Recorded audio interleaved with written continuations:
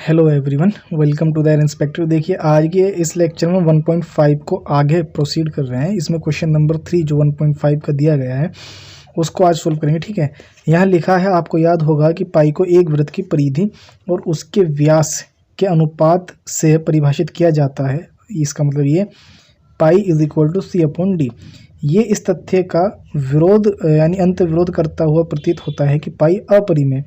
इस अंत विरोध का निराकरण आप किस प्रकार करेंगे? देखिए यहाँ क्वेश्चन में बोला गया है कि क्वेश्चन नंबर 3 है ये 1.5 का।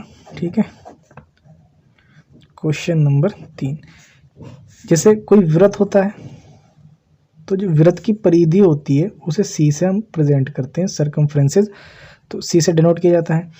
और इसका एक व्यास है, व्यास होता है जिसे डी से हम दिखाते हैं। ठीक है, तो जो पाई होती है, पाई जो होती है वो वृत्त की परिधि और इसके व्यास का अनुपात होती है। ठीक है, लेकिन क्योंकि ये जो होते हैं ये परिमेय होते हैं, सी भी परिमेय है, डी भी परिमेय हो सकता है। ठीक, तो होता क्या है कि यहाँ पे पाई क्या है, पाई जो है ये अपरिमेय नंबर है। हम जानते हैं पहले क्वेश्चन में हमने पहले क्वेश्चन का जो 5th पार्ट है उसमें हमने बताया था कि पाई जो होती है आपकी वो अपरिमेय संख्या होती है, लेकिन फिर भी इधर परिमेय संख्या है। तो ऐसा लगता है कि पाई जो है इसके परिमेय होने का अंत विरोध करता है, यानी विरोध करता हुआ प्रतीत होता है कि ये अपरिमेय नहीं है, परिमेय है। चलिए अभी होता क्या है कि पाई की वैल्यू कितनी होती है, 22/7। ठीक है, और अगर सी अपॉन डी इसके इक्वल है तो इसका मतलब है कि इसकी भी वैल्यू 22/7 ही होगी। ठीक है, यानी c/7 की भी जो वैल्यू होगी, सॉरी c/d की जो वैल्यू होगी वो भी 22/7 होगी। और 22/7 कैसा है, 22/7 आपका जो होता है 3.14285 और इतना आगे तक ही चलता चला जाता है। तो ये कैसा है, ये अनवसानी है। अनवसानी इसलिए क्योंकि ये जो नंबर हैं ये एक दूसरे के सहभाज्य नहीं है। तो अनवसानी अनावृत्ति प्रसार है। अनावृत्ति मतलब ये रिपीट भी नहीं हो रहे थे, जो रिपीट होते हैं वो आवृत्ति होता है। ठीक है, तो यहाँ पे कैसा है, अंत विरोध नहीं होता है। ठीक है, पाई, बस इसमें इतनी सी बात है। देखिए बताया ये है कि पाई जो है इसका अंत विरोध करता हुआ प्रतीत होता है कि ये परिमेय है, लेकिन ये परिमेय नहीं है, अपरिमेय, क्योंकि पाई की वैल्यू 22/7 होती है। जब 22/7 का प्रसार करेंगे तो अनवसानी अनावृत्ति आएगा, इसलिए इसका कोई अंत विरोध नहीं है। ये कैसी है, अपरिमेय ही है। ठीक है, बस इसमें इतना ही बताना है। आगे देखिए क्वेश्चन नंबर 4। क्वेश्चन नंबर 4 में कह रहे हैं कि √9.3 को संख्या रेखा पर प्रदर्शित कीजिए। तो संख्या रेखा पर प्रदर्शित कैसे करते हैं ये भी देख लीजिए। ठीक है, इसके लिए हमें क्या करना होगा कि जो भी रूट के अंदर वैल्यू दी जाती है उसको हम क्या करते हैं, एक लाइन पे ड्रॉ कर लेते हैं। ठीक है, चलिए ड्रॉ कर लेते हैं, फिर आगे बताते हैं कि आगे कैसे करना है इसको। ठीक,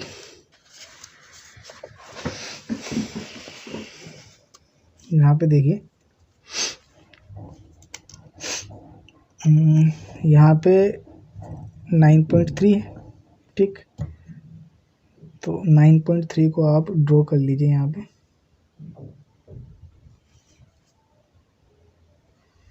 ये हमने लगभग यहाँ पे होगा 9.3। ठीक है, ये 9.3 तक हमने यहाँ पे ले लिया है, ध्यान से आप भी ले लें। 9.3 तो थोड़ा ज़्यादा हो गया यहाँ पे ये, लेकिन यहाँ पे ठीक है 9.3 हमने लिया है ये। ठीक है, यहाँ से यहाँ तक याद रखें, ये जो लेंथ है इसकी सारी ये 9.3 है। और इस पॉइंट को नाम दे दिया हमने ए, और इसको कह लीजिए आप ओ कह दिया। और एक मतलब मैंने क्या किया कि मैंने 2 सेंटीमीटर का ले रहा हूँ मैं यहाँ पे, आप 1 का भी ले सकते हो। ठीक है, मतलब ये मैंने 2 सेंटीमीटर का लिया है, यहाँ पे एक लंबाई ले ली 2 सेंटीमीटर की। तो आप इसे ध्यान रखिए, 2 सेंटीमीटर की, आप ये मान के चले कि ये एक ही इकाई है। ठीक है, मतलब 2 सेंटीमीटर का एक यूनिट ले लिया है मैंने, ताकि आप लोगों को बड़ा दिखे। मैं 1 सेंटीमीटर का भी ले सकता था, तो मैंने 2 सेंटीमीटर का लिया है यहाँ पे, और इसको हम कह देंगे बी। इसे याद रखें आप कि ये 2 सेंटीमीटर का। ठीक है, अब क्या करना है आपको, एक कंपास की हेल्प से कंपास की हेल्प से ये करना है कि आप इसका बाइसेक्टर निकाल लें, मतलब समद्विभाजक जो होता है ना पॉइंट, अब वो निकाल लीजिए। ये हमने लिया यार,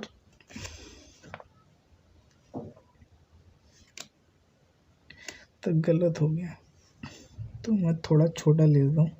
बाइसेक्टर निकालने के लिए ये करते हैं कि आधे से ज़्यादा जो दूरी होती है ना वो लेते हैं। ये हमने ले ली यहाँ पे, ठीक है। ये यहाँ काटेगा और ये यहाँ पे काटेगा, ठीक है। और अब क्या कीजिए आप, जहाँ पर ये पॉइंट काट रहे हैं ना, यहाँ पे काट रहा है और ऊपर यहाँ काट रहा है, इसको मिला, इसका मतलब इससे क्या कीजिए, इस लाइन का मिड पॉइंट हमने निकाल लिया ये, तो यहाँ पे इसका क्या है, मिड पॉइंट है। अभी कुछ नहीं करना है, आप यहाँ पर रखिए इसे, ठीक, और इसको इस तरीके से मिला दीजिए पूरा, ठीक है। तो ये एक अर्धवृत्त हमने बना लिया है, ठीक। ये अर्धवृत्त आपका हो गया है, अर्धवृत्त हो गया आपका यहाँ पर, ठीक है। ये अर्धवृत्त हमने बना लिया। अब क्या करना है आपको, इस पॉइंट पे जहाँ पे आपने और लेट किया था, इस पॉइंट पे आपको एक सीधा मतलब सीधी लाइन खींचनी है एकदम 90 डिग्री पे। ये हमने लाइन खींची यहाँ पे, ठीक है। तो कुछ नहीं करना है, आपने ये लाइन खींची, ये जो लाइन खींची है आपने, यही आपकी 9.3 को प्रेजेंट करती है, ठीक है। यही 9.3 को दिखाती है। आप इसकी दूरी मतलब यहाँ से माप लीजिए, ये आपने माप लिया तो, और यहाँ पे नंबर लाइन पे इसको काट लीजिए, ठीक। बस ये यहाँ पर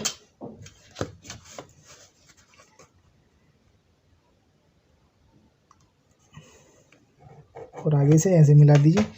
यही आपको क्या करती है, 9.3 को प्रेजेंट करती है, ठीक है। बस इतना ही है इसमें, और कुछ नहीं है। ये यहाँ से यहाँ तक जो पॉइंट है, यहाँ पे आपका क्या होगा, 9.3 होगा रूट में, अंडर रूट में, ठीक है। रूट में ये जो है 9.3 को प्रेजेंट करती है। ये लाइन आपका जो भी कह लो आप, मैं इसे बी डैश कह देता हूँ, ठीक है। तो बी डैश जो है वो 9.3 को दिखाता है। इसमें करना कुछ नहीं है, जो भी रूट में आपको नंबर दिया जाता है उस लेंथ की पहले आप एक लाइन खींच लें। आपने लाइन खींची, जैसे मैंने ए ओ खींची है, ठीक है। ए ओ खींचने के बाद आप कोई भी यूनिट लीजिए। मैंने 2 सेंटीमीटर की लाइन ली है यहाँ से यहाँ तक। ओ भी आप चाहो 3 सेंटीमीटर की भी ले सकते हो, 4 सेंटीमीटर की भी ले सकते हो, मर्जी है आपकी, कुछ भी लीजिए, उससे कोई फ़र्क नहीं पड़ता। बस याद रखें आप कितने सेंटीमीटर की आपने ली है, ठीक। ये लाइन आपने ले ली है। अब आपने जितनी लेंथ ये बनी है अब यहाँ से यहाँ तक ए बी, ठीक है, इस ए बी का मिड पॉइंट निकालिए। मिड पॉइंट कैसे निकालते हैं, मिड पॉइंट निकालने के लिए किसी भी रेखा की एक कोने से कंपास रखिए और आधी से ज़्यादा दूरी ले लीजिए। आधी से ज़्यादा दूरी लेने के लिए आप ऐसे बाइसेक्टर खींचें, ठीक है, मतलब इस तरीके से चाप लगाएं, आर्क लगाएं, ठीक है। और ये जहाँ पर काटते हैं यहाँ पर क्या कीजिए, स्केल रख लीजिए इस तरीके से, ऐसे रख के स्केल रख के मिड पॉइंट निकाल लीजिए। जब आप मिड पॉइंट निकाल लेंगे, यहाँ पर कंपास रखिए, सेमी सर्कल या अर्धवृत्त खींच लीजिए जहाँ है ना। फिर आपको क्या करना है कि ओ पे आपको एक पैरेलल लाइन पैरेलल नहीं, 90 डिग्री पे एक लाइन खींचनी है, लंब खींचना है, ठीक है। परपेंडिकुलर लाइन खींचनी है आपको। ये जो परपेंडिकुलर लाइन होगी यही आपको 9.3 का पता देगी। तो 9.3 अंडर रूट में ये कंपास में भरें आप, इसे नंबर लाइन पे काटें, जहाँ ये नंबर लाइन पे काटेगी वही आपकी अंडर रूट 9.3 है। तो इस तरीके से बस इसमें इतना ही है और इसके आगे कुछ नहीं करना है, ठीक है। यही इसका लास्ट क्वेश्चन था। चलिए क्वेश्चन नंबर 5 में बोला गया है निम्नलिखित के हरों का परिमेकरण कीजिए। तो हर का परिमेकरण हमें करना है, ठीक है। जैसे यहाँ पहला दिया है अंडर रूट 7, तो अंडर रूट 7 का परिमेकरण हर का परिमेकरण करने के लिए क्या करते हैं, यहाँ पर आपको इसी से अंडर रूट 7 से डिवाइड और मल्टीप्लाई करा देनी है। जब आप अंडर रूट 7 की मल्टीप्लाई रूट 7 से कराएंगे, 1 की मल्टीप्लाई रूट 7 से कराएंगे तो रूट 7 आएगा, और रूट की रूट से कराएंगे तो केवल 7 आएगा। ये ध्यान रखिए, अगर रूट ए इंटू रूट ए होता है तो क्या आता है, ए आता है। ये एक ऐसी आइडेंटिटी हमने पढ़ी थी, ठीक है। क्वेश्चन नंबर 2 में हमको दिया गया है कितना, रूट 7 माइनस रूट 6। तो इसके हर का परिमेयकरण करने के लिए क्या करते हैं, यहाँ पे जो ये साइन दिया है आपको माइनस, बस इसका जो विपरीत साइन होता है वो आपको यहाँ पे लेना है, ठीक है। जैसे √7 तो प्लस कितना √6, यहाँ पे √7 प्लस √6, ठीक है। अब 1 की मल्टीप्लाई इन सब से कराएंगे तो यहाँ पे तो ये √7 ही आएगा, 7 6 आ जाएगा। अब √7 की अभी देखिए ये क्या है कि यहाँ पे √7 माइनस √6, √7 प्लस √6, तो ये किसकी तरह है, ये आपकी जो आइडेंटिटी बन रही है ये बन रही है आपकी a प्लस बी और a माइनस बी इक्वल हो जाता है कितना, a² माइनस b², ठीक है। तो यहाँ पे ये कर लीजिए फिर √7 प्लस √6 अपॉन में √7 का होल स्क्वायर हो जाएगा, ठीक है, और माइनस √6 का होल स्क्वायर हो जाएगा।